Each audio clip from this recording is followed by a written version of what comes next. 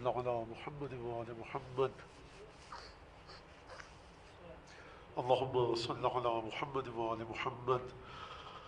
أعوذ بالله من الشيطان الرجيم. بسم الله الرحمن الرحيم. الحمد لله الذي جعل الحمد مفتاحا لذكره وسببا للمزيد من فضله ودليلا على آلائه وعظمته، والصلاة والسلام على عبده وأمين وحيه وخاتم رسله سيدنا ومولانا بالقاسم محمد. اللهم صل على محمد وعلى أهل بيته الطيبين الطاهرين الذين أذهب الله عنهم الرجس وطهرهم تطهيرا. اللهم صل على محمد وآل محمد واللعن الدائم على أعدائهم أجمعين. أما بعد، فقد قال الله الحكيم في كتابه المجيد: أعوذ بالله من الشيطان الرجيم. يا أيها الذين آمنوا إذا قيل لكم تفسحوا في المجالس فافسحوا يفسح الله لكم وإذا قيل انشزوا فانشزوا يرفع الله الذين آمنوا منكم والذين أوتوا العلم درجات. سورہ مجادلہ کی 11ویں آیت پر گفتگو ہماری چل رہی ہے کہ جو عنوان ہے تقریر کا اور گفتگو کا وہ ہے علم اور رزق. گفتگو کا ہماری عنوان ہے علم اور رزق، اور ہر روز ہر شب کو پوری دنیا میں جہاں جہاں آزاداری ہو رہی ہے دعائیں مانگی جا رہی ہیں کہ پروردگار عالم اس مشکل کو، یہ جو وائرس دنیا میں آ چکا ہے اور بیماری، اس کو جلد از جلد بحق سید الشہداء، بحق انصار سید الشہداء اور بحق اطفال اور اولاد سید الشہداء اس کو جلد از جلد دور کرے، اور اسی طرح سے جو مومنین و مومنات اس وائرس میں مبتلا ہیں، محبان اہل بیت کسی بھی فرقے مذہب سے ہوں، ان کو شفاء کامل عاجل عنایت فرمائے. اور اسی طرح سے جن لوگوں نے مجھ سے، آپ سے دعا کی درخواست کی ہے میسیجز، پیغامات بھیج کے، یا اسی طرح سے وہ لوگ کہ جو پیغام نہیں بھیج پائے اور ان کا دل چاہ رہا ہے کہ ان کے لیے دعا کی جائے ممبر سے، فرش اعضاء ذکر سید الشہداء، تو ان کو بھی، ان کی بھی نیت کر کے ہم دعا کرتے ہیں کہ پروردگار وہ جس مشکل میں بھی گرفتار ہیں، بیمار اگر ہیں، صحت اور بیماری وغیرہ کے حوالے سے کوئی مشکل ہے، اس کو پروردگار عالم دور فرمائے بحق سید الشہداء. دعا بہت زیادہ کیجئے. فرش اعضاء پر آپ نہیں آ سکتے، گھر میں بیٹھ کر اپنی مجلس کے سن رہے ہیں آپ، یا کہیں کی بھی اور مجلس، لیکن جہاں پر آپ بیٹھ کر اپنے گھر میں مجلس سن رہے ہیں، جہاں پر گریہ ہو رہا ہے، جہاں پر بیٹھ کے آپ سید الشہداء کا ذکر سن رہے ہیں، وہ آپ کا فرش اعضاء ہے، اس کی برکت ہے، اور وہاں پر خدا آپ کی دعا کو قبول کرے گا. علم اور رزق کے عنوان سے گفتگو ہو رہی تھی کہ علم اور رزق کا تعلق کیا ہے. علم یعنی جاننا، آگاہی، نالج، کسی چیز کو سمجھ لینا، کسی چیز کو جان لینا علم ہے. اور پھر رزق، یہ مسلسل ہر شب میں یہ عرض کر رہا ہوں آپ کے سامنے کہ علم جتنا جتنا بڑھتا رہتا ہے، علم جتنا خالص ہوتا رہتا ہے، اتنا زیادہ انسان رزق کے معنی کو بھی اپنے ذہن میں بدلتا رہتا ہے. اگر علم ایک نچلے درجے کا ہوگا تو ایک رزق کا معنی، رزق کی ڈیفینیشن ایک خاص جگہ پر رک جائے گی. اس کا مطلب یہ نہیں ہے کہ آپ کو بھوک نہیں لگتی، مجھے بھوک نہیں لگتی.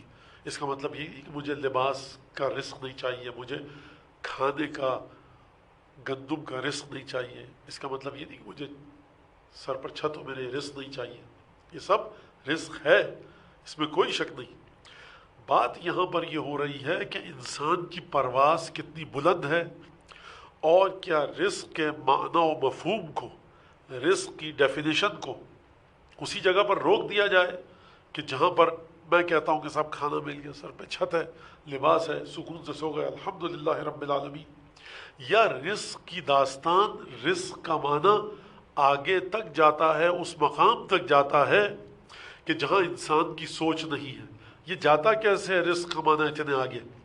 آپ کے علم کی بنیاد پر، آپ کے جاننے کی بنیاد پر، آپ کے ادراک کی بنیاد پر کہ آپ کا علم کیا ہے، آپ کا علم کن چیزوں کو دیکھتا ہے. مثال کے ذریعے مزید بات کو واضح کروں. سب آپ اگر سڑک پہ جا رہے ہیں تو اب یہ جو میں آپ کہہ رہا ہوں، یہ ظاہر سی بات ہے کہ کیمرے کے سامنے ہوں، گھر میں لوگ بیٹھے ہیں تو ان سے مخاطب ہوں میں کہ آپ لہٰذا سب کے علم میں ہے کہ یہاں پر سب سلسلہ آن لائن ہے. تو آپ سڑک پہ جا رہے ہیں, ایک دفعہ اندھیرا اتنا ہے کہ ہوائی جہاز اڑانے والے پائلٹ ان کی ایک اصطلاح کے ساتھ کتنی دور تک دکھائی دے رہا ہے آپ کو, 100 میٹر, 1000 میٹر, 2000 میٹر. گاڑی چلانے والے بھی یہ کہتے ہیں. تو جتنی زیادہ آپ کی آنکھیں مضبوط ہوں گی, بینائی اچھی ہوگی, اتنے آگے تک آپ دیکھ سکیں گے. آپ کی گاڑی کی لائٹس, چراغ ٹمٹما رہے ہیں, بہت دھیمی سی روشنی ہے, تو پھر آپ کو زیادہ دور تک نہیں دکھے گا. لیکن اگر آپ نے فلڈ لائٹس لگا رکھی ہیں, کئی ہزار وولٹ کی, کئی ہزار واٹ کی, لاکھوں ایمپیئر اس میں سے کرنٹ گزر رہا ہے, تو پھر آپ کو یہ بہت آگے تک دکھائی دے گی. اور آبزرویٹریز ہمارے پاس ہیں جو ہوا میں گھوم رہی ہیں, سیٹلائٹس, اور وہ چاند اور سورج اور نہ جانے کیا کیا دکھا رہی ہیں. وہ انسان کی بنائی ہوئی ہے, لیکن انسان نے ان کی بینائی کو, ان کی دید کو, ان کے ویژن کو اور سائٹ کو بہت آگے تک لے کے چلا گیا. لہٰذا یہاں سے یہ بات سمجھ میں آ گئی کہ جتنا زیادہ آپ کی روح کے اندر بلندی ہوگی, اتنا زیادہ رزق کے معنی کو آپ پھیلاتے رہیں گے. اور یہ رزق کا معنی جا کر رکے گا کہاں پر, یہ رزق کا معنی ٹھہرے گا کہاں پر, یہ رزق کا معنی بچوں کے لیے جملہ لینڈ کہاں پر کرے گا, اترے گا کس ہوائی اڈے پر, اترے گا کس رن وے پر, اور اس کی بلندی, اس کی ترقی, اس کی تعالی, اس کا ارتقاء, ایولیوشن, تکامل کہاں پر جا کر رکے گا, وہاں جا کر رکے گا کہ جو انسان کی سوچ سے بالا تر ہے. اس بات پہ آپ توجہ رکھیے. اچھا, اب بات حضرت آدم کے حوالے سے ہوئی اور اہل بیت اور پنجتن. لہٰذا یہ جو بات ہے وہ یہ کہ پنجتن کے جب وسیلے سے حضرت آدم نے دعا مانگی تو پھر حضرت آدم کی دعا قبول ہوئی, حضرت آدم کی جو غلطی تھی اس کا ازالہ ہوا, اور پروردگار نے اس تمام سلسلے کو صحیح کیا. اور یہاں پر آدم کو جو رزق ملا وہ اہل بیت کی معرفت پر ملا اور اہل بیت کے ذریعے دعا مانگنے پر. لہٰذا اس بات کو آپ کے سامنے میں نے واضح کیا, اور یہ بات آپ کے سامنے رہے. اللہ, جو گھروں میں بیٹھے ہیں لوگ ذرا درود بھیجیں بلند آواز سے. اللہم صلی علی محمد وعلی محمد وعجل فرجہم. یہ جو جل رہا ہے نا, یہ اس کو, یہ جو دھواں وہاں پہ جلا کے کوئی اس کو ذرا بند کر, یا باہر رکھ دیں جا کر اس کو. بہت شکریہ.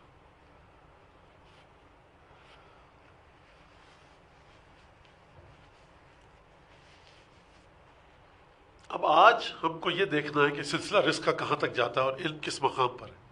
دیکھیے, پروردگار عالم, اس آیت کو اپنے ذہن میں رکھیے گا اور اس آیت کے ذریعے مجھے مدد لینی ہے کہ گفتگو کو آگے بڑھایا جائے. پروردگار عالم نے,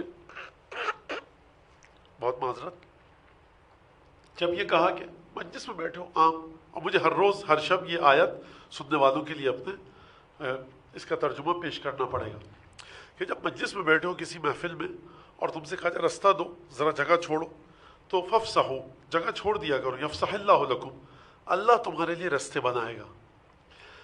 یہ نہیں بتایا کس چیز کے رستے, کہا کہ اللہ رستے. کامن سینس والا سوال ہے, منطقی سوال ہے, حق بنتا ہے قرآن پڑھنے والوں کا اور ہر شخص جو مسلمان ہے, کلمہ گوئے رسول خدا کا.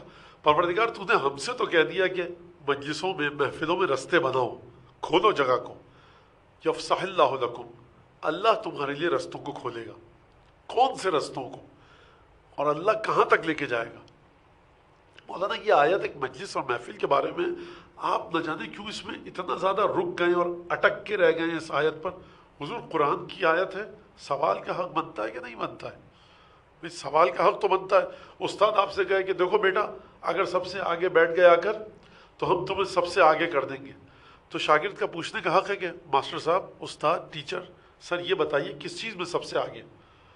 مارکس ہمارے سب سے اچھے آئیں گے, ہمیں کوئی اور ٹرافی ملے گی, گیمز میں ہمارے سب سے اچھے نمبر آئیں گے, آپ ہم کو سب سے اچھی اسکالرشپ دیں گے, کس چیز میں سب سے آگے کریں گے؟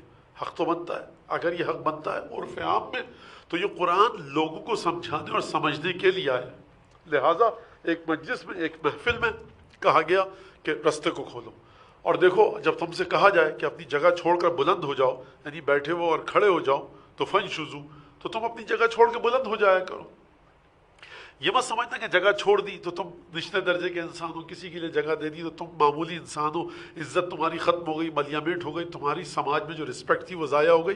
یرفع اللہ الذین آمنوا منکم والذین اوتوا العلم درجات، خدا دو لوگوں کو دیکھتا ہے، وہ جو صاحب ایمان ہیں اور دوسرا گروہ وہ کہ جو صاحبان علم ہیں۔ تمہارے اٹھنے بیٹھنے سے خدا کی صحت پہ کوئی اثر نہیں پڑتا، تم لاکھ اٹھو تم لاکھ بیٹھو، تم لوگ ہو کون؟ ہم صاحبان علم کو دیکھتے ہیں، ہم صاحبان ایمان کو دیکھتے ہیں۔ اب یہاں تک اگر بات ہو گئی تو علم اور ایمان کا اگر ذکر آیا تو یہاں پر بات کس حوالے سے ہوئی تھی کہ پنجتن کے ذریعے آدم کی دعا قبول ہوئی، نقطہ یہاں تک آ گیا تھا اور بات یہاں تک آئی۔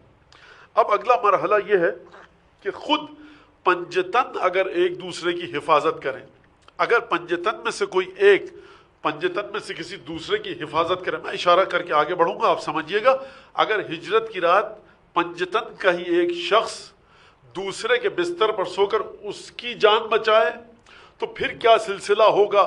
دیکھیے پنجتن کے دائرے سے جناب آدم باہر ہیں، بہت سیدھی سی بات، مشکل بات نہیں کر رہا میں، ان کو پنجتن کے ذریعے دعا مانگنی پڑی اور غلطی پر خطا پر قلم اف کھچوانا پڑا کہ پروردگار یہ معافی کا قلم پین چلا دے تو اس پر، چلو کاٹ دیا تمہارا نام، گڈ بک میں آ گئے تم، بیڈ بک سے گڈ بک میں آ گئے، بچوں کے لیے کہہ رہا ہوں۔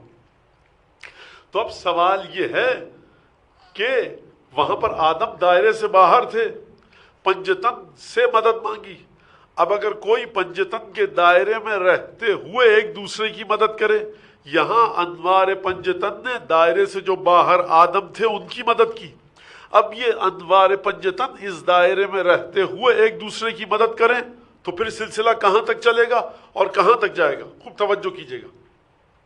پروردگار عالم، اگر یہ مکے کا واقعہ ہے نا، ہجرت کی رات کا، 13 برس ہو چکے تھے تبلیغ کرتے کرتے، رسول خدا نے ہجرت کی۔ یہ 13 برس پہلے ایک واقعہ ہوا تھا جب رسول خدا 40 برس کے ہو چکے تھے، آپ کے سامنے 27 رجب کو غار حرا میں پہلی وحی آئی تھی۔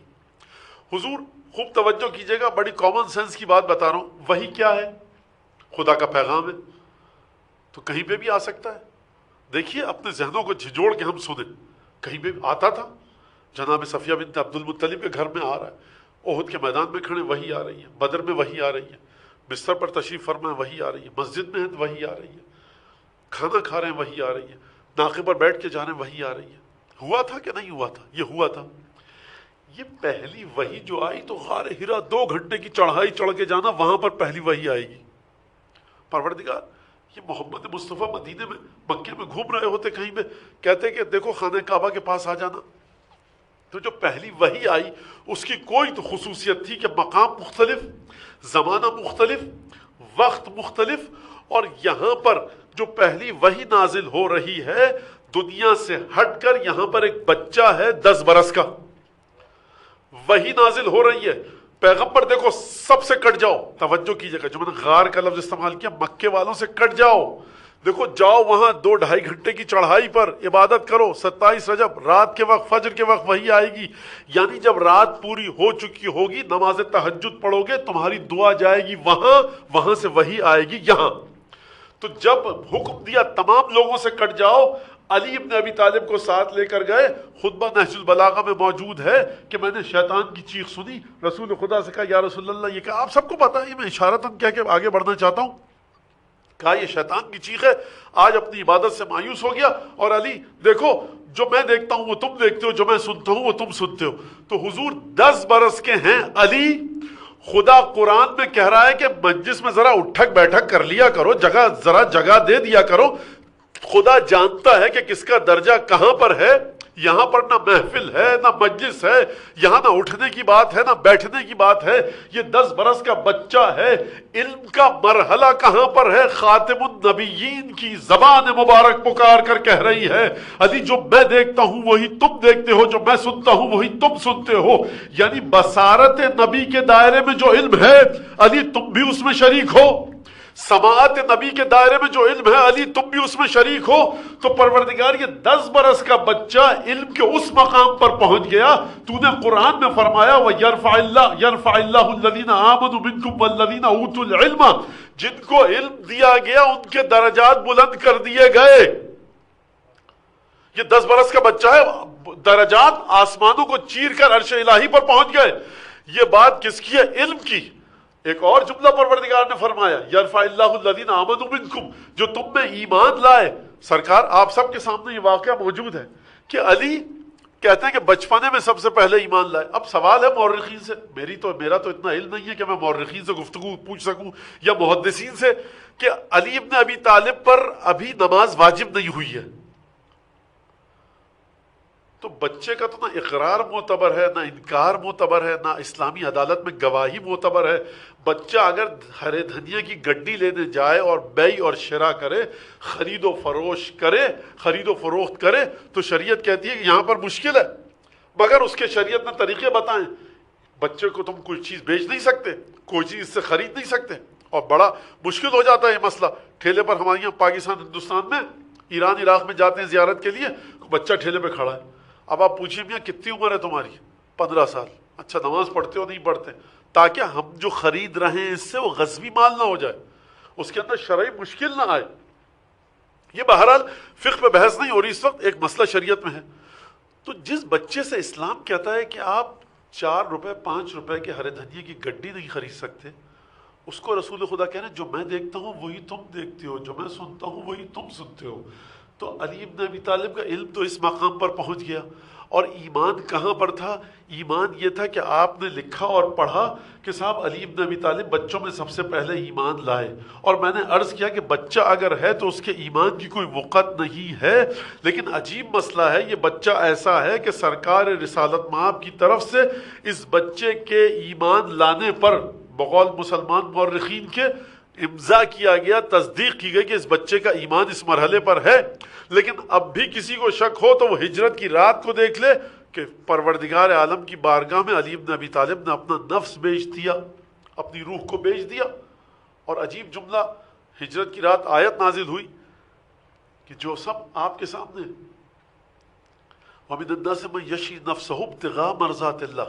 یہ ایمان اس مرحلے پر ہے کہ اپنی جان کو اس بندہ خدا نے جو شب ہجرت رسول کے بسترے پر مسیری پر سو رہا ہے، بچھونے پر سو رہا ہے، اس نے اپنی جان کو بیچ دیا، خدا نے خرید دیا. اور پروردگار اپنے بندوں کے ساتھ بڑا رحم کرتا ہے. یہ آیت آئی، بات ختم ہو گئی. تو عزیزان گرامی، اب یہ علی ابن ابی طالب کا ایمان کا سفر جائے گا کہاں تک؟ علی ابن ابی طالب کے علم کا سفر جائے گا کہاں تک؟ عجیب مرحلہ ہے کہ پہلے، جیسا کہ میں نے کل بھی کہا کہ بڑا مشکل ہو جاتا ہے جناب امیر کی ذات پر گفتگو کرنا. تو دیکھیے پروردگار عالم جنگ خندق کا واقعہ میں پیش کرتا ہوں، اور میں خندق نہیں پڑھ رہا، لیکن بہرحال کہ پروردگار عالم جنگ خندق کے بارے میں جب گفتگو فرما رہا ہے قرآن میں، اس آیت کو آپ سرنامہ کلام کے اپنے ذہن میں رکھیے گا. پروردگار فرما رہا ہے کہ لما رأى المؤمنون الاحزاب هنالك ابتلي المؤمنون وزلزلوا زلزالا شدیدا. جنگ احزاب ہے، سارے کفار مل کر آئے ہیں لڑنے کے لیے مسلمانوں سے. بیچ میں خندق ہے، ادھر کفار ہیں، ادھر مسلمانوں کا لشکر ہے. خندق کھودی گئی کہ کوئی پھلانگ کے ادھر نہ آ سکے. سورہ احزاب میں پروردگار عالم فرما رہا ہے اب وہ جنگ خندق کو یاد کرو، جنگ احزاب کو یاد کرو، جنگ خندق کو یاد کرو. هنالك ابتلي المؤمنون، جب مومنین کا امتحان لیا گیا، وزلزلوا زلزالا شدیدا، بڑا زبردست جھٹکا لگا تھا مومنین کو. جب خدا کہے نا کہ زلزلوا زلزالا شدیدا، ایک بڑا جھٹکا دیا گیا مومنین کو. اس کا مطلب یہ ہے کہ آپ کے بارے میں جو لوگ سن رہے ہیں بیٹھ کے گھروں میں، ان کے بارے میں تو نہیں کہہ سکتا، اپنے بارے میں کہہ سکتا ہوں کہ میری اس آیت کے ساتھ کوئی دور دور تک کے ابھی کوئی تعلق نہیں ہے کہ جب مومنین جو رسول خدا کے ساتھ ہیں ان کے بارے میں فرمایا جا رہا ہے کہ زلزلوا زلزالا شدیدا. اور پھر مومنین نے کیا کہا؟ لشکر کو دیکھا کفار کے، تمام عرب کے کافر مل کر آ گئے. اور اس وقت جب لوگوں نے دیکھا، فرمایا عجیب جملہ ہے مومنین کا جنگ احزاب جنگ خندق کے موقع پر، ھذا ما وعدنا اللہ ورسولہ وصدق اللہ ورسولہ وما زادوا الا ایمانا وتسلیما. لشکر کو دیکھا، امتحان لیا گیا. توجہ کیجیے گا، آپ خوب توجہ کیجیے گا جنگ خندق کی آیات پر. ابھی جنگ شروع نہیں ہوئی ہے. پروردگار کہہ رہا مومنین کا ایمان لیا گیا، ابھی تلواریں نہیں نکلی ہیں نیام سے، تیغیں سوند کر، تلواریں سوند کر آگے بڑھے نہیں ہیں. صرف قلبی کیفیت کی پروردگار عالم بات کر رہا ہے. یعنی جنگ ابھی بہت بعد میں ہوگی. پہلے دل کی کیفیت دیکھ لیجئے. جب انہوں نے دیکھا مومنین نے تو یہ کہا کہ ھذا ما وعدنا اللہ ورسولہ، یہی تو اللہ اور اس کے رسول نے وعدہ کیا تھا اور اللہ اور اس کے رسول نے سچا وعدہ کیا تھا۔ وما زادوا الا ایمانا و تسلیما، یہ وہ لوگ ہیں کہ جن کا ایمان مزید بلندی کی طرف گیا، جن کا تعبد اور جن کی بندگی مزید بڑھ گئی، یعنی قلب کی کیفیت یہ ہے کہ دشمن کے لشکر کو دیکھ کر گھبراتے نہیں ہیں بلکہ ایمان مزید بلندی تک چلا جاتا ہے۔ اب میرا آپ سے سوال ایک یہ ہے کہ اس شخص کا کیا کیجیے گا جو ہجرت کی رات اپنا نفس بیچ کر ایمان کی آخری بلندی تک جا چکا ہے؟ اس شخص کے بارے میں آپ کیا سوال کیجیے گا رسول خدا سے کہ جس کا علم غار ہرا میں جب 10 برس کا تھا تو اس وقت علم کے اس مرحلے پر ہے کہ جو رسول دیکھیں وہ یہ دیکھیں، جو رسول سنیں وہ یہ سنیں۔ جنگ خندق ہوئی ہے 7 ہجری میں اور مکے کے اندر 7 برس ہو چکے ہیں رسول خدا کو۔ 13 برس کہاں پر؟ مکے میں۔ 7 برس کہاں پر؟ مدینے میں۔ 13 اور 7 20 برس۔ علی 10 برس کے تھے، یعنی تقریباً 25-26 برس کے علی ابن ابی طالب ہیں۔ ذرا مجسم تو کیجئے 25-26 برس کے نوجوان کو۔ رک جائیے تھوڑی دیر کے لیے۔ 25-26، اب جائیے گا خاندان میں، گھر میں پوچھیے گا میاں تمہاری عمر کیا ہے؟ 26 برس کوئی نوجوان کہے، ایک دفعہ جنگ خندق کے بارے میں سوچیے گا۔ 26 برس۔ وما زادوا الا ایمانا و تسلیما۔ اور جب منافقوں نے والذین فی قلوبہم مرض، جن کے دلوں میں بیماری تھی، اور جو لوگ منافق تھے، خوب توجہ کیجئے، بڑی لطیف آیتیں، بڑی اور دلچسپ آیتیں ہیں قرآن کی۔ قرآن فرما رہا ہے کہ جب منافقوں نے دیکھا لشکر کو، وفی قلوب والذین فی قلوبہم مرض، اور جن کے دل بیمار تھے انہوں نے دیکھا۔ بھئی یہ منافق تو پروردگار سمجھ میں آ گئے۔ اچھا یہ منافق رسول کے ساتھ ہیں، میں نہیں کہہ رہا، قرآن کہہ رہا ہے۔ کفار خندق کے اس طرف، منافق رسول کے ساتھ اس طرف۔ بات ختم ہو گئی؟ نہیں ختم ہوئی۔ والذین فی قلوبہم مرض، اور جن کے دلوں میں بیماری تھی۔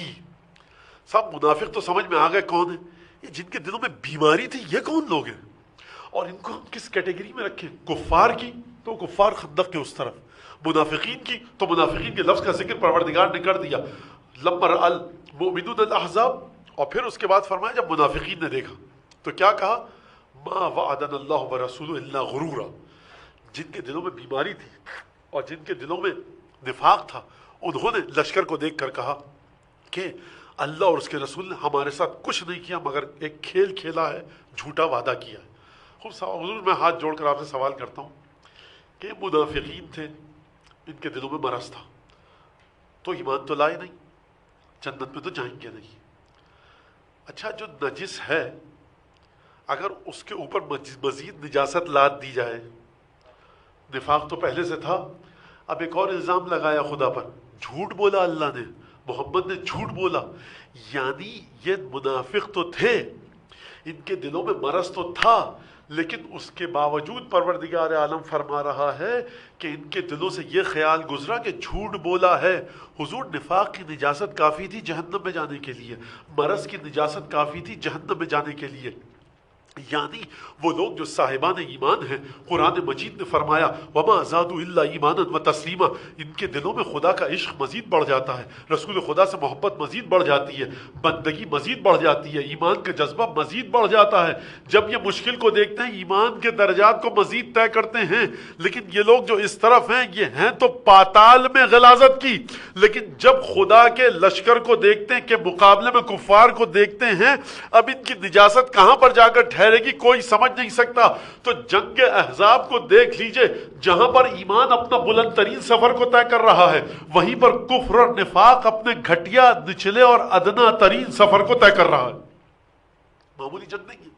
اور پھر اس کے بعد کیا ہوا؟ یہ قرآن کی آیت، بات ختم ہو گئی۔ اب اس کے بعد کیا ہوا؟ عمرو بن عبد ود چھلانگ لگا کر خندق کے اس طرف آ گیا۔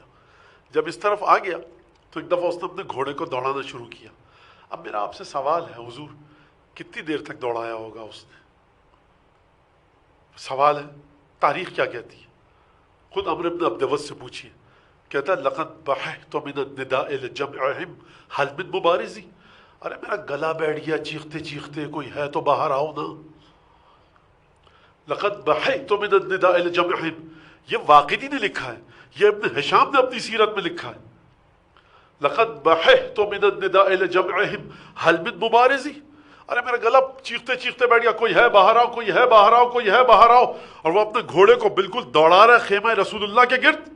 اور اصحاب کرام کہ ہماری کیا اوقات کہ ہم صحابہ کرام کی برابری کر سکیں، ان کے قدموں کی خاک ہماری آنکھوں کا سرما ہے، بیٹھے ہوئے تشریف فرمائیں. اور پھر کہتا ہے وَوَقِفْتُ اِذْ جَبُنَ الْمُشَجَّعُ مَوْقِفَ الْقَرْنِ الْمُنَاجِزِ. کوئی ہے تو باہر آؤ، گلا بیٹھ گیا پکارتے پکارتے، ارے کہاں ہو، کہاں ہے تمہاری جنت، باہر نکلو. کوئی باہر نہیں نکل رہا. مجلس موجود ہے. قرآن نے ابھی تو میں نے آپ کے سامنے آیت پڑھی سرنامہ کلام میں، جب مجلس میں کہا جائے کہ رستہ دو تو رستہ دو، اور کہا جائے کھڑے ہو جاؤ تو کھڑے ہو جاؤ. خدا تمہارے لیے رستے بنائے گا، اور صاحبان علم و ایمان کو خدا مزید بلند درجے دے گا. واللہ بما تعملون خبیر. اور جو تم کر رہے ہو، جو تم سوچ رہے ہو، جو تمہاری فکر ہے، خود سب خدا کو سب پتا ہے. اگلا مصرع سنیے. لقد بحیت من النداء الى جمع محل من مبارزی ووقفت جبن المشجع موقف القرن المناجزی. میں اس وقت میدان میں ڈٹ کر بزرگ بہادر سردار کی طرح کھڑا ہوتا ہوں کہ جب بڑے بڑے بہادروں کے چھکے چھوٹ جاتے ہیں، اور جب بڑے بڑے بہادر، اردو کا ایک لفظ ہے، دم دبا کر بھاگ جائیں، تو میں اس وقت ڈٹ کر کھڑا رہتا ہوں. یعنی میری بہادری اس مقام پر ہے کہ ہر بہادر میرے سامنے بزدل ہے. ہر بہادر میرے سامنے بزدل ہے. یہ عمرو بن عبد ود نے کہا. وَلِذَلِكَ لَمْ أَزَلْ مُتَسَرِّعًا نَحْوَ الْحَزَائِزِ. اتنا بڑا بہادر ہوں کہ ہر بہادر میرے سامنے بزدل ہے. اسی لیے تو جب جنگ کے لیے جاتا ہوں نا، تو چلتا ہوا نہیں جاتا، دوڑتا ہوا جاتا ہوں. چلتا ہوا وہ جائے جنگ کی طرف کہ جس کے دل میں ڈر ہو، رستہ نکالے کہ کاش مقابلے کا وقت پلٹ جائے، کاش لشکر میں ٹکراؤ نہ ہو. تو میں بھاگتا ہوا جاتا ہوں بڑی تیزی سے جنگ کے میدان کی طرف. ان الصدق فی الفتح والجود من خیر الغرائز. اگر جوان کوئی ہے تم میں تو آئے باہر. کنایتاً بات کی، اشارہ کیا، ٹونٹنگ کی. ان الصدق فی الفتح والجود من خیر الغرائز. بہترین صفت جوان مرد میں، نوجوان میں فتح کا لفظ استعمال کیا تھا اس نے. فتح، یہ کون سا فتح ہے؟ لا فتح الا علی. جو فتح ہے اگر وہ کوئی ہے تو دیکھو یاد رکھنا، بہادری اور سخاوت جوان کے لیے زیور کی طرح ہے. یعنی کنایتاً کیا کہہ رہا ہے، ٹونٹنگ کیا کر رہا ہے، جملہ کیا کہہ رہا ہے؟ اگر کوئی جوان ہے تو باہر نکلے. سخاوت سب سے بڑی کیا ہے؟ سخاوت یہ نہیں ہے کہ مال دو، سخاوت یہ ہے کہ جس سے محبت کرتے ہو اس کے لیے اپنا سر دے دو. ارے تم تو کہتے ہو نا رسول خدا سے محبت ہے، آ کر سخاوت کے بلند ترین درجے کا مظاہرہ کرو، اپنا سر دے دو کہ دیکھیں تمہارا ایمان اس مقام پر ہے کہ تم سر دینے کے لیے تیار ہو یا نہیں. یا تمہارا ایمان اس وقت تک ایمان ہے کہ جب تک رسول خدا کے ساتھ دسترخوان پر ہیں، مسجد میں ہیں، پیچھے نماز پڑھ رہے ہیں، مال غنیمت بٹ رہا ہے، اور تمام کی تمام اچھی چیزیں ہو رہی ہیں، تو ہم رسول خدا کے ساتھ ہیں. لیکن سخاوت کا بلند ترین مرحلہ یہ ہے کہ اپنا سر کٹوا دو نہ آ کر. ان الجود فی الفتح والشجاعۃ من خیر الغرائز. سخاوت اگر ہے، بہادری اگر ہے، جوان اگر کوئی ہے تو اس کی خصوصیات یہ ہوتی ہیں. کوئی ہے ان خصوصیات والا جو باہر آئے. خدا نے کہا کہ جب تم سے کہا جائے کھڑے ہو تو کھڑے ہو جایا کرو، خدا تمہارے لیے رستے کھولے گا. ایک نوجوان بیٹھا تھا وہاں پر، 27 برس کا. جب پہلی دفعہ عمرو بن عبد ود پکارا، یہ نوجوان کھڑا ہوا. خدا نے کہا تھا جب کہا جائے کھڑے ہو تو کھڑے ہو. یہ نوجوان بغیر کہے اپنی جگہ سے بلند ہوا. تو حضور مجھے یہ بتائیے کہ محبوب جب کوئی چیز طلب کرے دست سوال دراز کر کے تب دینا بلند کرداری کی علامت ہے، یا محبوب کے تیور دیکھ کر اپنی جان کا نذرانہ پیش کر دینا عشق حقیقی کی علامت ہے؟ علی بن ابی طالب سے کسی نے نہیں کہا تھا کہ کھڑے ہو جائیے، کھڑے ہو گئے علی بن ابی طالب. اشارہ کیا رسالت مآب نے، دوبارہ بیٹھ گئے.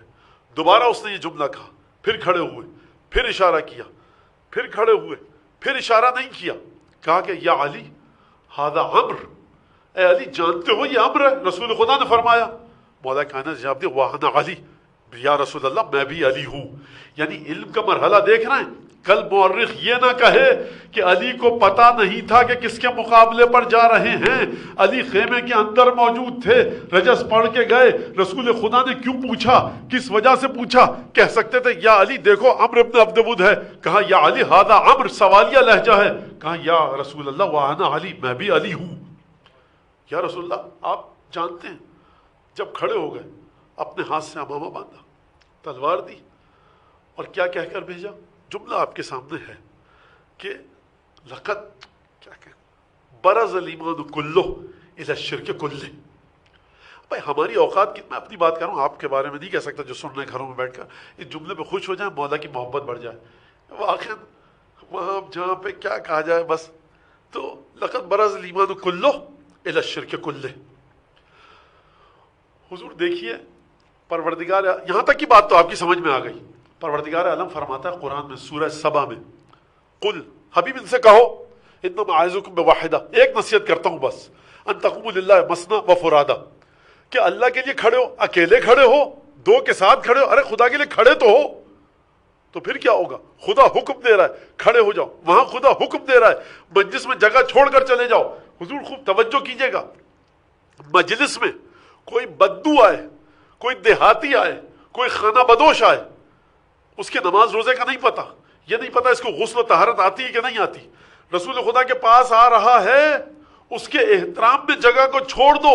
یرفع اللہ الذین آمنوا منکم والذین اوتوا العلم درجات. دیکھو خدا نے صاحبان علم اور ایمان کے درجے تو بلند کر دیے ہیں، لیکن تم میں اگر ایمان کی کمی ہے، اگر علم کی کمی ہے، خدا تمہارے لیے رستوں کو کھولے گا. تو مجھے یہ بتائیے کہ جو ایک معمولی سی محفل میں، کہ جہاں پر مسجد نبوی کا سائبان ہے، جہاں پر نہ تلوار کی خبر ہے، نہ نیزہ ہے، نہ موت کے سائے منڈلا رہے ہیں، اگر آپ کسی مسلمان کے احترام میں جگہ کو چھوڑ کر کھڑے ہو جائیں تو خدا کہہ رہا ہے کہ خدا تمہارے لیے رستوں کو کھولے گا. تو مجھے آپ یہ بتائیے کہ میدان جنگ جہاں پر تلواروں کا اندیشہ ہے، جہاں نیزوں کی اندیاں چمک رہی ہیں، جہاں عمرو بن عبدوت خیمے کے باہر ہے اور آپ جا رہے ہیں رسول خدا کی مدد کرنے کے لیے، اور قرآن میں خدا کہہ رہا ہے کہ خدا کے لیے کھڑے تو ہو جاؤ اکیلے ہی صحیح. تو اب مجھے بتائیے کہ اللہ تبارک و تعالی علی کو دے تو کیا دے؟ اگر اللہ علی کے درجوں کو بلند کرے علم کے لحاظ سے، یہ 10 سال کے تھے جب مل گیا. اگر علی کے درجوں کو خداوند تبارک و تعالی بلند کرے ایمان کے لحاظ سے، ارے 23 برس کی عمر میں علی نے اپنی جان کو بیچ کر خدا کی مرضی لے لی. یہ ایمان کا بالا ترین مرحلہ ہے. اب خدا کے پاس جو تھا خدا نے وہ دیا، اپنی مرضی دے دی، علی کے نفس کو لے لیا، علم کا وہ مرحلہ. اب بچا کیا؟ بچا یہی تھا کہ اے علی اب میں تیرے درجات کو اس طرح سے بلند کروں گا کہ اب تو مومن نہیں کہلائے گا بلکہ کل ایمان کہلائے گا. جس شخص کو مومن بن کر پلے صراط پر سے گزرنا ہوگا اسے علی ابن ابی طالب کی محبت پا کر گزرنا ہوگا. کیوں؟ کیونکہ آپ پلے صراط پر سے گزریں گے ایمان کے ذریعے. اور ایمان کون ہے؟ ایمان ہے اسد اللہ الغالب امیر المؤمنین علی ابن ابی طالب. اللہم صل علی محمد وآل محمد. کیا مشکلات ہیں واقعا انسان سمجھ سکتا ہے. سامعین کے جو سامعین بھی گھر میں بیٹھ کر سن رہے ہیں، اب آپ بتائیے کہ کیا حالات ہوں گے کہ جو وہاں ہوں گے اس وقت ان حالات میں. علامہ شبلی نعمانی نے لکھا ہے کہ تمام لوگ خیمے میں ایسے بیٹھے تھے کہ کانہم علی رؤوسہم الطیر، ان کے سروں پر پرندے بیٹھے کر ہلیں گے تو اڑ جائیں گے. اتنے ادب اور احترام آرام سے بالکل بیٹھے تھے. علی ابن ابی طالب گئے. اچھا اب علی ابن ابی طالب گئے تو کس طرح سے گئے؟ علی ابن ابی طالب جب گئے اس نے رجس پڑھا تھا نا، اس نے تھا کوئی جوان ہے کیا نہیں ہے جو باہر نکلے. مولا کائنات سب سے پہلے تو سیرت نگاروں نے لکھا ہے کہ جب علی ابن ابی طالب باہر نکلے تو چلتے ہوئے نہیں گئے، فخرجا ہرولتن، دوڑتے ہوئے گئے. یعنی امر تو نے کہا نا بہت تو دوڑتا ہوا آتا ہے میدان جنگ کی طرف، تو دیکھ میں چلتا ہوا نہیں آ رہا، میرے قدموں میں لغزش نہیں ہے، کپ کپا نہیں رہے، تو بڑا بہادر پہلوان ہے. لیکن میں علی ابن ابی طالب 26 25 27 سال کا نوجوان اور آ رہا ہوں میں تیرے مقابلے پر. ہرولہ کرتے ہوئے گئے، دوڑتے ہوئے گئے اور یہ شعر پڑھتے ہوئے گئے، لا تعجلن لقد اتاک مجیب صوتک غیر عاجزی. جلدی کیوں کر رہا ہے تو مقابلے کے لیے؟ تیری پکار کا جواب دینے والا آ گیا اور وہ عاجز نہیں ہے، بے دست و پا نہیں ہے. ذنیۃ و بصیرۃ و صدق من کل فائزی. ایک ایسا شخص آ رہا ہے تیرے پاس کہ جس کی نیت بھی پاک ہے، جس کی بصیرت بھی بڑی اچھی ہے، اور بات سن، سچائی ہر انسان کے لیے کامیابی کا باعث ہے. نصیحت کرتے ہوئے آ رہے ہیں. وَإِنِّي لَأَرْجُو أَنْ أُقِيمَ عَلَيْكَ نَائِحَةَ الْجَنَائِزِ بِضَرْبَةٍ نَجْلَةٍ تَبْقَى صَوْتُهَا عِنْدَ الْحَزَائِزِ. اور میں یہ امید رکھتا ہوں کہ میں آج تیرے سروں پر نوحہ کرنے والی، گریہ کرنے والی خواتین کو کھڑا کر کے رہوں کہ گریہ کرنے والی خواتین تیری لاش پر گریہ کریں. کیسے؟ ایک ایسی ضربت لگاؤں گا تجھے کہ جب بھی بڑی بڑی جنگوں کا ذکر ہوگا نا میری اس ضربت کو یاد رکھا جائے گا۔ میں نے کل آپ کے سامنے ایک بات پیش کی تھی کہ ذرا نفسیاتی تجزیہ کیجیے علی بن ابی طالب کی شخصیت کا۔ میں تھوڑا سا نفسیاتی تجزیہ پیش کرنا چاہتا ہوں کہ جنگ خندق جنگ نہیں ہے، یہ علی بن ابی طالب اپنے فضائل کا اظہار بڑے عجیب انداز سے کیا۔ میں جب گئے علی بن ابی طالب، کسی نے یا علی ذرا دیکھ کے جائیے گا 1000 آدمیوں سے اکیلا لڑتا ہے، حضور آپ خود نہیں جا پا رہے، علی کی ہمت کو کیوں پسپا کر رہے ہیں؟ یہ سلسلہ کیا ہے کہ ذرا علی کے قدم لڑکھڑا جائیں۔ علی بن ابی طالب بہرحال وہاں بات ہو چکی ہے رسول خدا سے، میں آپ کی بات کا کیا جواب دوں، چلے گئے جنگ کی۔ خوب توجہ کیجیے گا، اب یہاں پر جو گفتگو ہوئی سیرت نگاروں نے گفتگو لکھی ہے، بھائی میں گھر کی کتاب سے تو نہیں پڑھ رہا، یہ آپ جا کر سیرت نگاروں کی کتاب پڑھ۔ جب آئے دیکھا نوجوان بچہ، وہ بہت تنومند پہلوان، اور مولا کہا، میں نے کہا 25-26 سال کی عمر، کہا کہ کیا نام ہے تیرا؟ کہا علی۔ کس کے بیٹے ہو؟ ابو طالب کے۔ کہا ما آمن ابن عمک حین بعثک الیہ، یہ تیرے چچا زاد بھائی محمد نے اتنا بے خوف ہو کر تجھے میرے مقابلے پر بھیج دیا، اور تیرے چچا زاد بھائی کو یہ ڈر نہیں لگا کہ میں تجھے اپنے نیزے سے اچک لوں اور زمین و آسمان کے درمیان تجھے لٹکا کر رکھوں، لا حی ولا میت، کہ نہ تجھے موت آئے گی نہ تو زندگی ہوگی، تو موت کی تمنا کرے گا، نہ زندوں میں ہوگا نہ موت کے اندر ہوگا نہ اموات میں ہوگا، کس بھروسے پہ آیا میرے مقابلے میں؟ تو ملائکہ نے جواب دیا، دیکھو بعثنی ابن عمی، میرے بھائی نے جو مجھے تیرے طرف پاس بھیجا ہے نا، تو دو صورتیں ہیں، ان انا قتلتک، اگر میں نے تجھے قتل کر دیا، فانت فی النار وانا فی الجنہ، تو جنت میرا مقدر ٹھہرے گی، وَإِنْ أَنْتَ قَتَلْتَنِي، اگر تو نے مجھے قتل کر دیا تو میں جنت میں جاؤں گا۔ تو ہم نے اپنے عبدود نے کہا اچھا یہ دونوں اختیارات تمہارے پاس آ گئے علی، یعنی تم مجھے قتل کرو تو میں جہنم میں، اور میں تمہیں قتل کروں تب بھی جہنم میں۔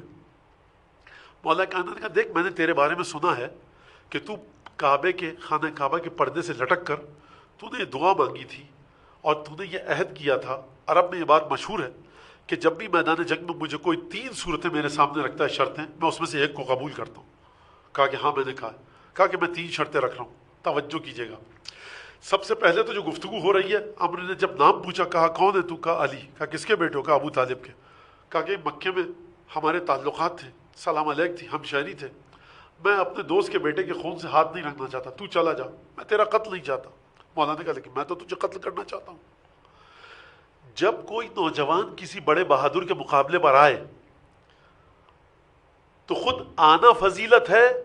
مولا کائنات جب آ رہے تھے نا عمرو بن عبدود سے لڑنے کے لیے، تو تمام کے تمام رحم کے جذبات جو عمرو کے دل میں تھے، مولا کائنات نے ایسی گفتگو کی کہ اگر ذرہ برابر رحم اور ترحم عمرو کے دل میں آئے تو وہ بھی نکل جائے، یعنی مولا کائنات اس تیاری کے ساتھ آئے کہ عمرو کے دل میں اتنی نفرت آ جائے کہ جب جنگ ہو تو یہ کوئی نہ کہے کہ علی گھبراتے ہوئے گئے تھے۔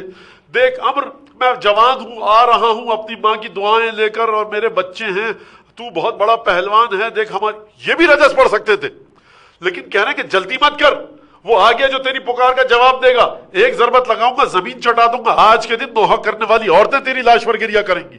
یعنی کیا مطلب؟ یعنی مطلب یہ کہ میں تجھ سے ڈر نہیں رہا۔ اور جب اس نے کہا میں تجھے قتل کرنا نہیں چاہتا، تو مولانا نے کہا لیکن میں تجھے قتل کرنا چاہتا ہوں، میں تیرے خون سے ہاتھ اپنے رنگین کرنا چاہتا ہوں۔ اور پھر اس کے بعد یہ گفتگو ہوئی ہے۔ کہا پہلی شرط بتاؤ؟ کہا جہاں سے آیا واپس چلا جا۔ کہا یہ تو نہیں ہو سکتا، لوگ کیا کہیں گے؟ کہا دوسری شرط یہ کہ اسلام لیا۔ کہا یہ بھی نہیں ہو سکتا، اگر اسلام لانا ہوتا تو یہاں تک کیوں آتا؟ کہا پھر جنگ کے لیے تیار ہو جاؤ۔ تو جنگ ہوئی، مولا کائنات نے جنگ لڑی، اور اس کے بعد واقعہ آپ کے سامنے ہے کہ کس طرح سے مولا کائنات نے عمرو بن عبدود کو قتل کیا، اور اس نے جو گستاخی کی لعاب دہن مولا کے چہرے کی طرف پھینکا۔ واقعہ تمام علماء اسلام نے لکھا ہے۔ اور پھر اس کے بعد مولا کائنات سر کاٹ کر لائے، جو اس کی زرہ، تلوار، خود اور کلاه تھی، اس کی قیمت تقریباً 1000 دینار تھی، سونے کے سکے۔ کسی صاحب نے کہا وہیں کھڑے ہوئے تھے، کیا اے علی آپ اس کا لباس اتار کر لے آتے جو اس کی بدن پر زرہ تھی اور تلوار تھی، 1000 سونے کے سکے کی ہے۔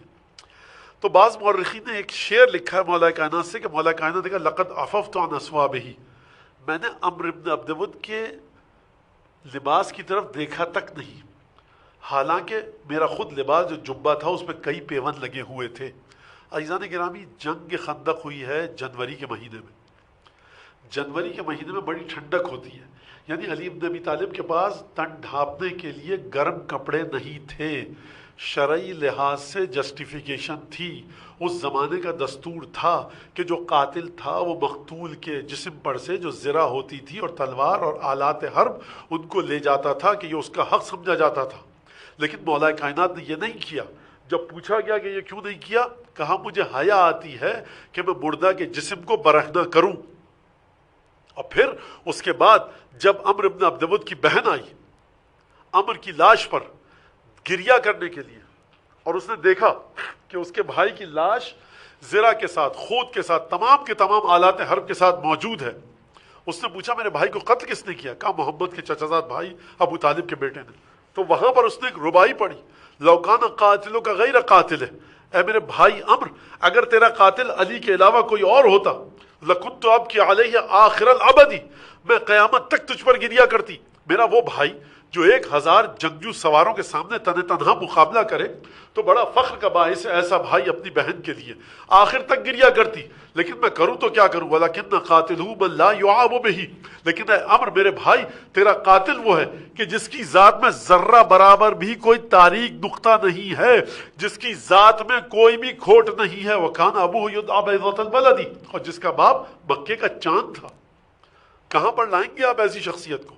तो अज़ीज़ान गिरामी, अब आपने देखा, तवज्जो कीजिएगा, मैं अपनी बात को समेटूं, वो ये कि इल्म अगर उस मकाम पर हो और ईमान अगर उस मकाम पर हो जहां पे जनाब अमीरुल मोमिनीन का, तो रिस्क क्या मिलता है? अब ये रिस्क नहीं मिल रहा कि अली तुम्हारी नमाज कबूल, अली तुम्हारे रोजे कबूल, अली तुम्हारी इबादतें बड़ी अच्छी, अली तुम सबसे मुत्तकी आदमी हो, बल्कि ये कहा कि बरज़ल ईमान कुल्लु इला शिर्क कुल्ले, यानी ए अली तुम मुकम्मल ईमान हो, तुम ऐन ईमान हो, तुम खुद ईमान हो, पूरे के पूरे शिर्क के मुकाबले में जा रहे हो। तो इल्म उस मकाम पर था कि जिस इल्म के मुताबिक अमल किया तो कुल्ले ईमान करार नहीं पाए, ऐलान हुआ कुल्ले ईमान होने का, क्योंकि जब से अली मुतवल्लिद हुए थे कुल्ले ईमान थे। 18 ज़िलहज को विलायत दी नहीं गई, ऐलान हुआ था, ईजाद नहीं था, इजहार था। इसी तरह कुल्ले ईमान होने का तमगा मिला नहीं था, ऐलान हुआ था कि अली तुम कुल्ले ईमान हो। ये इंतजार क्यों किया गया जंग खंदक का? इंतजार इसलिए किया गया कि कल आप और मैं एतराज ना करें, या रसूल अल्लाह ये क्या कर दिया। जवाब आएगा बारगाह रिसालत से, तो मियां तुम खड़े हो जाते, तुम उठकर चले जाते, तुम ये काम करते। इम्तिहान के वक्त जिसने इम्तिहान में साबित किया अपने आप को, उसको हमने कुल्ले ईमान कहा। हम अगर पहले कहते कि जो जाएगा वो कुल्ले ईमान होगा, दसियों शायद खड़े हो जाते, क्योंकि जंग खैबर पर यही कहा गया, लाउतियन्न रायत गदन रजुलन कर्रारन गैर फर्रारिन युहिब्बुल्लाह व रसूलहु व युहिब्बुहुल्लाह व रसूलुहु। कल अलम उसको दूंगा जिसकी ये खुसूसियात है। तो सब करवटें लेते लेते रात बिता दी, और उसके बाद सहाबा का बयान है, हम सब आगे बढ़ बढ़ कर चाह रहे थे कि रसूल खुदा हमको अलम दे, क्योंकि जजा बता दी थी। लेकिन जजा कब बताई? जब खड़े हुए खेमे से बाहर निकले। यानी देखो, इल्म इसे कहते हैं कि तुम रसूल की मोहब्बत में बाहर निकलो। और ये मेरा अकीदा है, गवाही दे सकता हूं खुदा को, आइम्मा को हाजिर और नाजिर जानकर, कि जब अली निकले थे खेमे से, न कुल्ले ईमान की तरफ तवज्जो थी, न कुल्ले शिर्क की तरफ तवज्जो थी। अली इब्न अबी तालिब की अगर नीयत थी तो ये कि मेरे भाई रसूलुल्लाह की इज्जत बच जाए, मेरे भाई की जान बच जाए। अली फना हुए रसूल खुदा में, खुदा ने हुक्म दिया, ऐ मोहम्मद अली इब्न अबी तालिब के कुल्ले ईमान होने का ऐलान करो, अली इब्न अबी तालिब के कुल्ले ईमान होने का ऐलान करो। तो आपने देखा कि अगर इल्म उस मकाम पर हो तो रिस्क फिर आपको मोमिन होने का नहीं मिलता, बल्कि कुल्ले ईमान होने का मिलता है। जब कुल्ले ईमान हो गए, अब रिस्क अली को क्या मिला? अली तुम्हारी इबादतें बड़ी अच्छी हैं। नहीं, कहा गया कि देखो हदीस आपको पता है, ला ज़रबत अली यौम खंदक, एक ज़रबत तुम्हारी, रिस्क मिल रहा है रसूल खुदा की तरफ से, परवरदिगार आलम की तरफ से रिस्क मिल रहा है। किस चीज का रिस्क मिल रहा है? ए अली देखो, तुम्हारी एक ज़रबत सकलैन की इबादत से बेहतर है, मेरी उम्मत की इबादत से क़यामत तक के लिए बेहतर है। यानी मैं बात को जमा करूं और जनाब मुस्लिम की बारगाह में चलें, यानी ए अली जो तुम्हें आज इस मैदान में रिस्क मिला है ना, पूरी उम्मत इबादतें करते करते थक जाए, तुम्हारे रिस्क के ज़र्रे तक भी नहीं पहुंच सकते।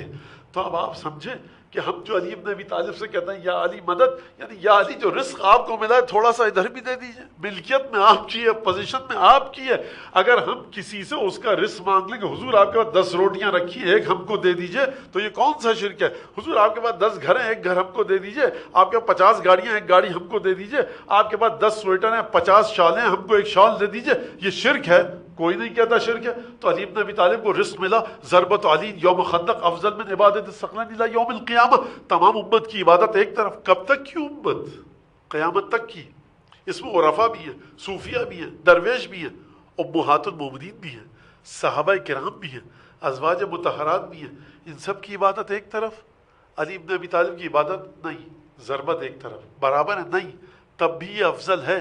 تو حضور جس کی ایک ضربت، کتنے سیکنڈ کا وقت لگا؟ ایک ضربت، جس کی ایک ضربت کو ترازو میں رکھیں تو ہم اور آپ جیسے اربوں کھربوں لوگ مقابلہ نہ کر پائیں۔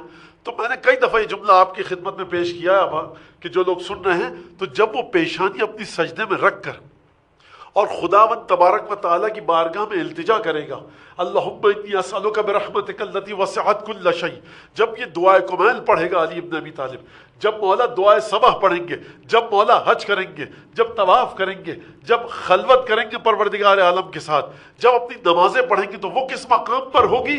یعنی علی ابن ابی طالب کے پاس اتنا رزق ہے کہ علی ابن ابی طالب کہیں پروردگار عالم میری ایک ضربت کے صلے میں میرے چاہنے والوں کو پل صراط پہ ذرا سکون سے گزار دے، تو پھر علی ابن ابی طالب کا رزق تو اتنا ہے کہ تب بھی کم نہ ہوگا، کیونکہ افضل ہے عبادت ثقلین سے۔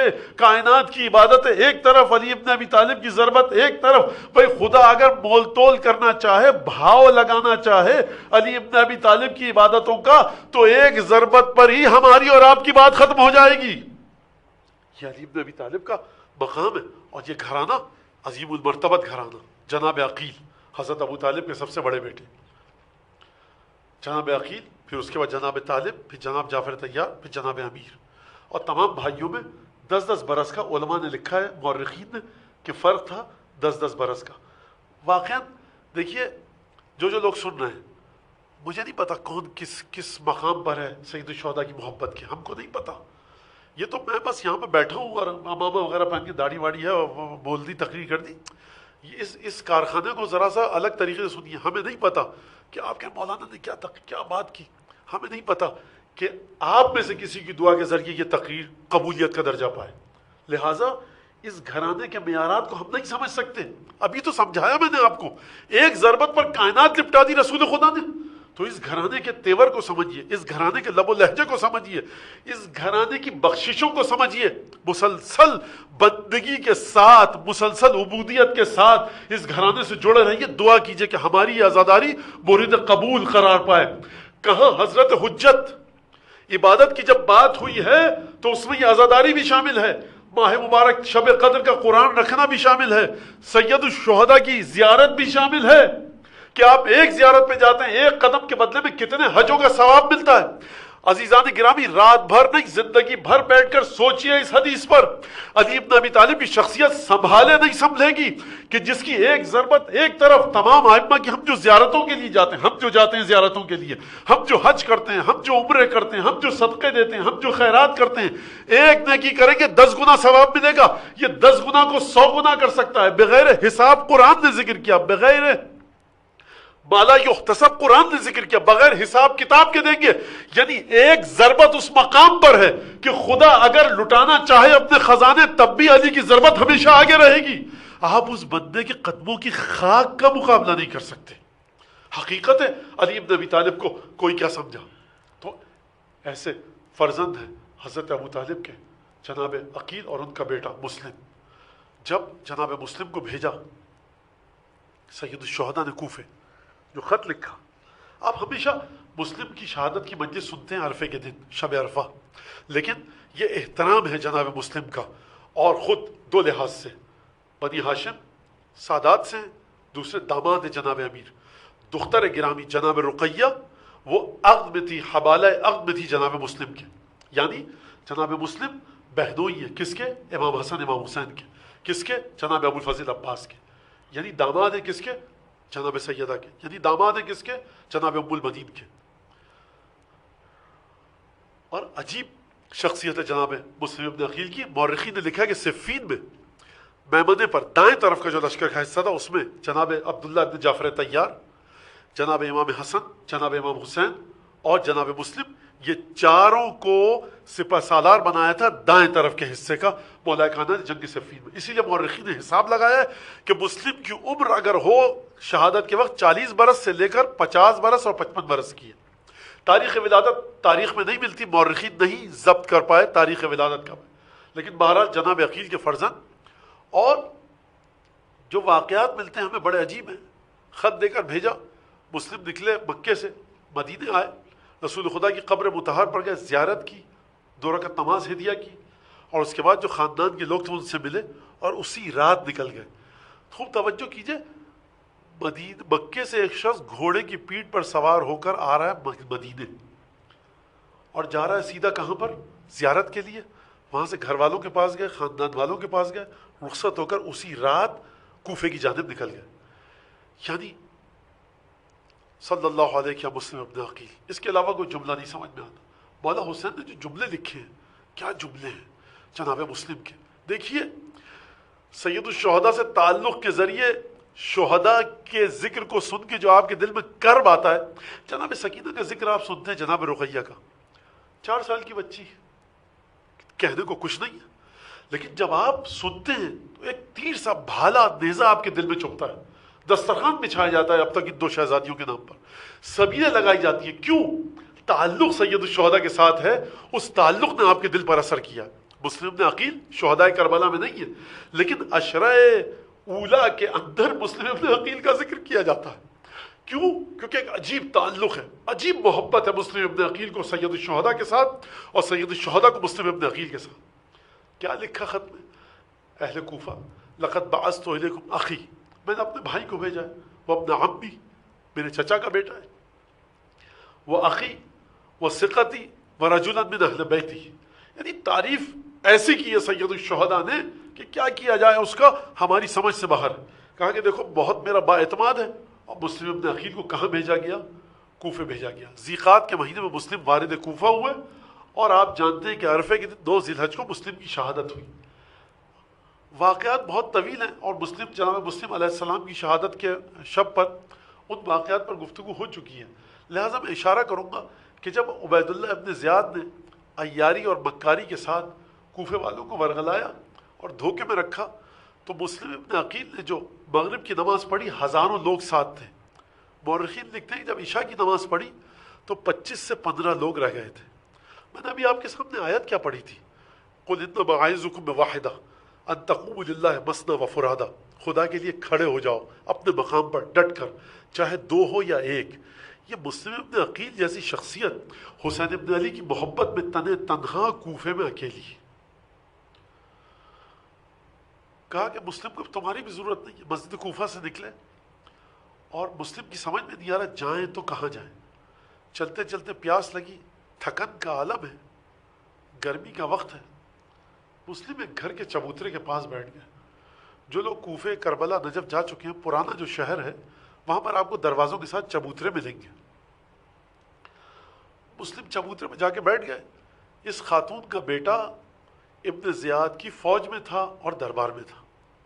یہ بار بار اس کا انتظار کر رہی تھی، کوفے کے حالات خراب تھے۔ اب جو اس نے ایک دفعہ دروازہ کھول کر دیکھا، اپنے بیٹے یا داماد کی آمد کی منتظر تھی، دیکھا ایک شخص نامحرم ڈیوڑی پر دہلیز پر بیٹھا ہے۔ کہا کہ اے شخص جاتا کیوں نہیں ہے؟ میں اکیلی خاتون ہوں، تیرے یہاں بیٹھنا اچھا نہیں ہے۔ کہا کہ وہ کہاں جائے کہ جس کا کوئی گھر نہ ہو۔ اس خاتون کو ذرا سا ایک جھٹکا لگا، اور مسلم کا اچھا مجھے پانی پلا دو۔ یہ مومنہ گئی، پانی لائی، پلایا۔ جب مسلم نے پانی پی لیا، کٹورا واپس لیا، جانے لگی، جانے سے پہلے کہا اب تو نے پانی پی لیا، اب چلا جا۔ وہی جملہ مسلم نے دہرایا کہ وہ کہاں جائے جس کا کوئی گھر نہ ہو۔ کہا کہ تو کون ہے؟ کہا کہ تم نے آیا مودت پڑھی؟ میں اس گھرانے سے ہوں کہ جس کے بارے میں خدا نے قُلْ لَا أَسْأَلُكُمْ عَلَيْهِ أَجْرًا إِلَّا الْمَوَدَّةَ فِي الْقُرْبَىٰ کی آیت نازل کی۔ یہ مومنہ ذرا گھبرائی، کہا سرکار آپ اپنا مزید تعارف کرائیے۔ کہا میں حسین ابن علی کا سفیر مسلم ابن عقیل ہوں۔ یہ خاتون مومنہ تھی، جانتی تھی کہ میرے مولا کا سفیر کوفے میں آ چکا ہے۔ کہا کہ مولا بصر و چشم دروازے کھول دیے، تھوڑی دیر پہلے تک آپ نامحرم تھے، اب بھی نامحرم ہیں، لیکن آپ نے اب جو تعارف کرایا آپ میرے مولا کے سفیر ہیں، مولا گھر میں تشریف لائیے، ایک حجرہ دیا، وہاں پر کھانے کی سینی لے جا کر رکھی، پانی رکھا، کہا کہ مولا کوئی بھی حکم ہو بتائیے گا۔ تھوڑی دیر بعد یہ مومنہ جا کر دیکھتی تھی، مولا سے پوچھتی تھی کہ مولا بتائیے کوئی ضرورت تو نہیں؟ اتنے میں اس کا وہ ملعون بیٹا آیا، اس کو شک ہوا کہ یہ خاتون بار بار کیوں اس کمرے میں جا رہی ہے۔ ایک دفعہ کہا کہ اس کمرے میں کیا ہے؟ کہا کہ تمہارے کام کی کوئی چیز نہیں، میں ایک خاص غرض سے جا رہی ہوں۔ یہ ٹٹولتا ہوا آیا، جب مسلم کو آہٹ محسوس ہوئی تو مسلم نے کہا تم کون ہو؟ کہا میں گھر کا مالک ہوں، اور تم؟ کہا میں حسین ابن علی کا سفیر مسلم ابن عقیل۔ کہا کہ عجیب بشارت ہو، نوید مسرت، میں جاؤں گا امیر کو بتاؤں گا۔ اس شخص نے جا کر امیر کو بتایا، یہ مومنہ گھبرائی ہوئی آئی کہ مولا گھر سے باہر نہ نکلیے گا۔ ایک دفعہ گلی میں گھوڑوں کی ٹاپوں کی آوازیں گونجی، کہا مولا گھر سے باہر نہ نکلیے گا۔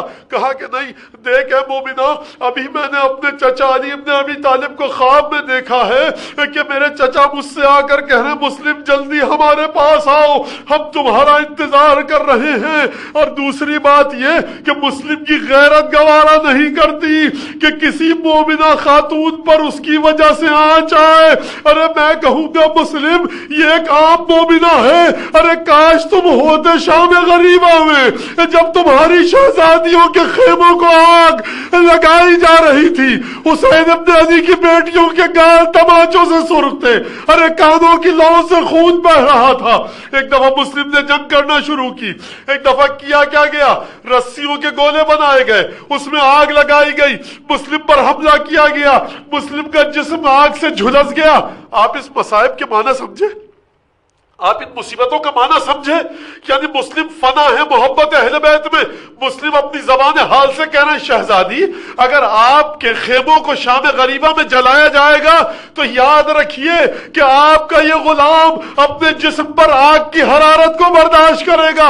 ارے مسلم کا لب کٹا، دانت شہید ہوئے، پہلو میں نیزہ لگا، ایک دفعہ زخم پر زخم لگے، مسلم کو گرفتار کر کے دارالامارہ لے جایا گیا۔ عبید اللہ ابن زیاد تخت پر تھا، کہا مسلم سلام کرو، کہا میں کسی کو سلام نہیں کروں گا، میرا امیر اور امام صرف حسین ہے۔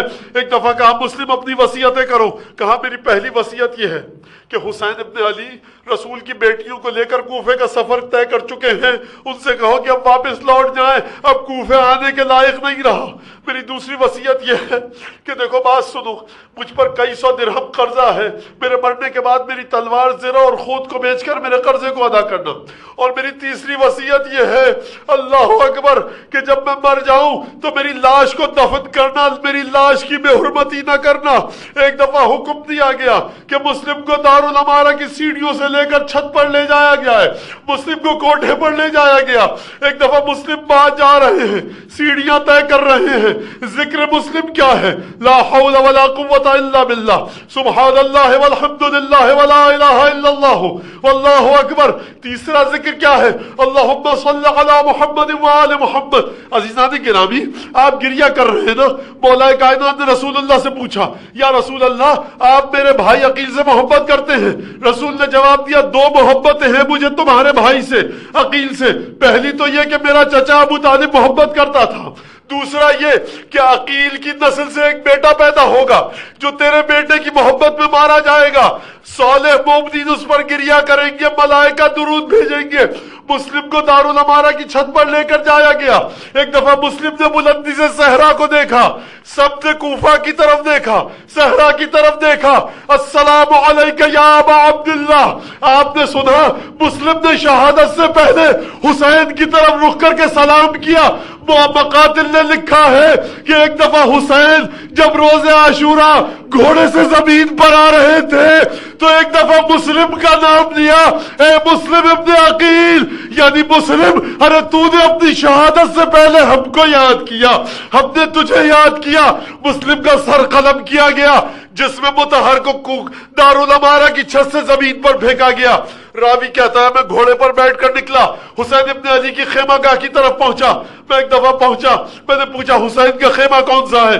بتایا گیا۔ میں نے کہا حسین کو باہر بلاؤ۔ حسین باہر آئے، کہا یا ابن رسول اللہ بڑی بری خبر ہے۔ کہا کیا خبر لائے ہو؟ کہا جب کوفے سے نکلا تو مسلم کے جسد مطہر کو بنا سر کے دارالامارہ کے ساتھ آویزہ دیکھا. ارے لوگ ان کی لاش کو کھینچ کر لے جا رہے تھے. آپ کوفے نہ جائیے. ایک دفعہ یہ آواز ایک بچی کے کانوں میں پہنچی. وہ بچی بلک بلک کر رونے لگی. مولا حسین نے اس بچی کو آغوش میں بٹھایا. یہ بچی کون ہے؟ یہ مسلم کی بیٹی ہے، یتیمہ مسلم ہے. میں کہوں گا اے یتیمہ مسلم، تمہاری قسمت کتنی اچھی ہے. جب یتیم ہوئی تو حسین نے بوسے لیے، سر پر ہاتھ پھیرا، آغوش مولا نصیب ہوئی. لیکن ہائے سکینہ اور رقیہ، جب یتیمی ملی تو پہلا تحفہ یہ ملا، گال تماچوں سے سرخ ہوئے، کانوں سے خون بہا، چادر چھنی، کرتے کے دامن.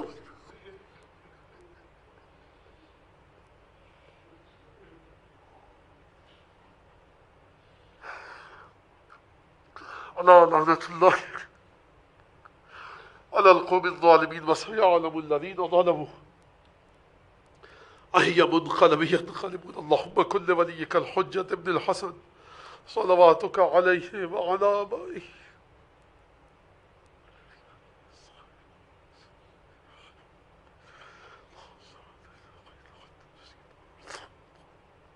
پروردگار اس مجلس کو حضرت حجت کے دکھی درد کے لیے پرسے کا باعث قرار دے. ماتم حسین